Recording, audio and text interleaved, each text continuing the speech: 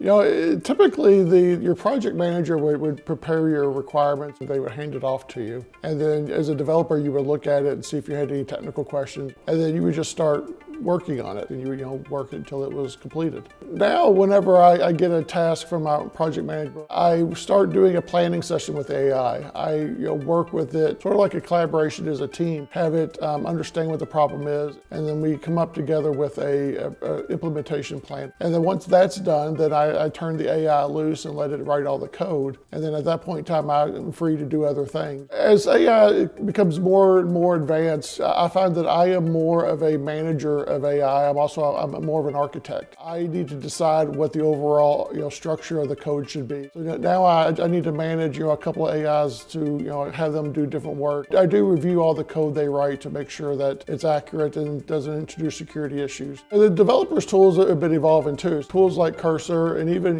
Visual Studio with Copilot. The tools have been getting better, but also the AI in them has been getting better as well. Initially, it was more of a junior developer. It grew to where it was more of an assistant. And now it's growing to more where it's actually almost an equal, almost, not quite, being maybe a mid-level developer to where it can do a lot of things on its own. So as AI is getting quicker, that puts a lot of more work on the developer to be able to make sure everything is working okay. You might also have other AI, different agents that will do code reviews or do security reviews that you can then monitor to make sure that the quality is good. The AI can write unit tests and integration tests. It can run those on its own to make sure that the code still works as expected. But also it's still up to the developer to make sure that the code that's being written is good. So they still have to look at the code. Working with product design has also evolved. When you start giving them the developer tools with AI, they're able to actually do some of the front-end development work. The developer probably still needs to make sure that the code that is writing is still of good quality, do a code review on that as well. And also that gives you, a developer, a better picture of what it is they're envisioning. So a developer just starting out,